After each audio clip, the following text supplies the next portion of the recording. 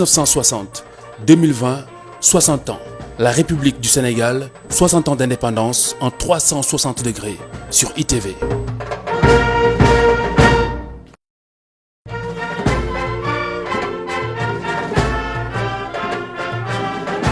Après l'accession du Sénégal à la souveraineté internationale, Senghor demande au syndicalisme d'opérer une reconversion. Sa priorité redevient la défense du pouvoir d'achat de ses membres, son rôle naturel. La naissance du syndicalisme remonte à la période coloniale. A vu le jour de manière structurée avec bien sûr l'arrivée donc des colonialistes. Il y a eu des Sénégalais qui très tôt se sont organisés. À partir de 1980, le champ social est marqué par le syndicalisme dit responsable ou de participation. Cette mouvance est incarnée par la plus grande centrale des travailleurs du pays, la CNTS, avec à sa tête Madja Diop. Les syndicats ont eu des rôles très importants pour ce qui est des relations entre le mouvement social et l'État, avec aussi des partis politiques, avec d'autres associations comme les ONG. Et tout ça montre la complexité du phénomène social. Et les syndicats également ont joué un rôle très important en matière de diplomatie. Parce que ces syndicats ont des relations au plan international et ont eu à intervenir. Donc, la liste des actions que mènent les syndicats, cette liste est très longue. Ce qui va aboutir à l'accomplissement d'actions sociales et même diplomatiques du mouvement social sénégalais. Ont été des fois des rapports conflictuels, des fois également des rapports d'entente. Il y a eu des moments où on parlait même de participation responsable.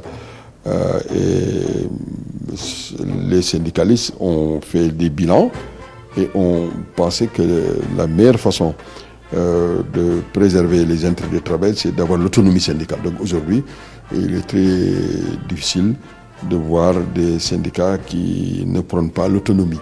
Donc cette voie autonome doit être préservée et bien entendu tenir compte des contextes. À son arrivée au pouvoir, Abdou Diouf se lance dans un mouvement d'élargissement de la liberté syndicale. En même temps que les partis politiques qui prolifèrent rapidement, de nombreux syndicats autonomes se constituent. Plusieurs autres se retirent de la CNTS. Résultat, un véritable émiettement du mouvement s'opère et va se poursuivre jusqu'au règne libéral. Depuis 2000, les organisations syndicales, et même avant, ne portent que des revendications de restitution, c'est-à-dire des accords qui sont signés, des acquis qui sont déjà là et qu'on n'arrive pas à matérialiser.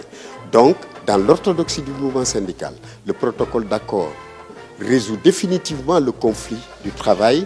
Aujourd'hui, c'est le protocole d'accord qui en est la cause. Ça, c'est un élément symbolique qui prouve que le mouvement syndical a encore à s'adapter à cette dispersion. À la fin des 40 années de pouvoir socialiste, le paysage social change de couleur. En congrès, au mois de novembre 2001, la CNTS décide de ne plus être affiliée au Parti socialiste.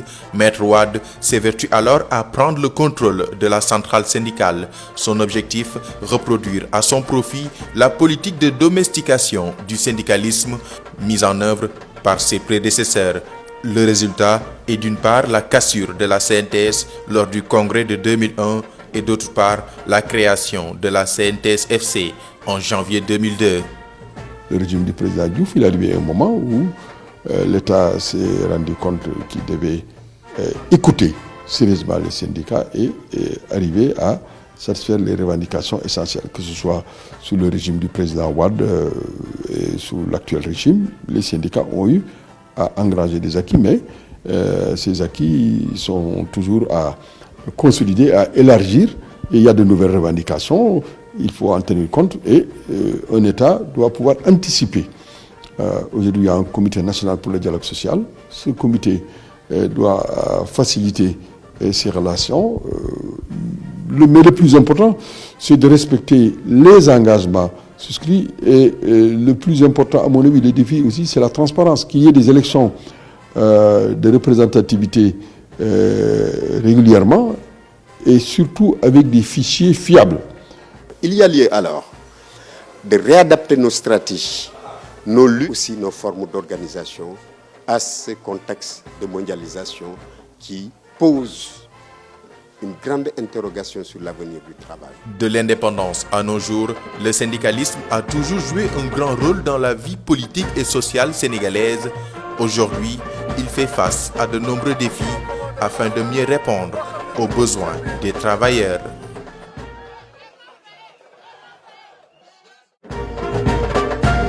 « 1960-2020, 60 ans. La République du Sénégal, 60 ans d'indépendance en 360 degrés sur ITV.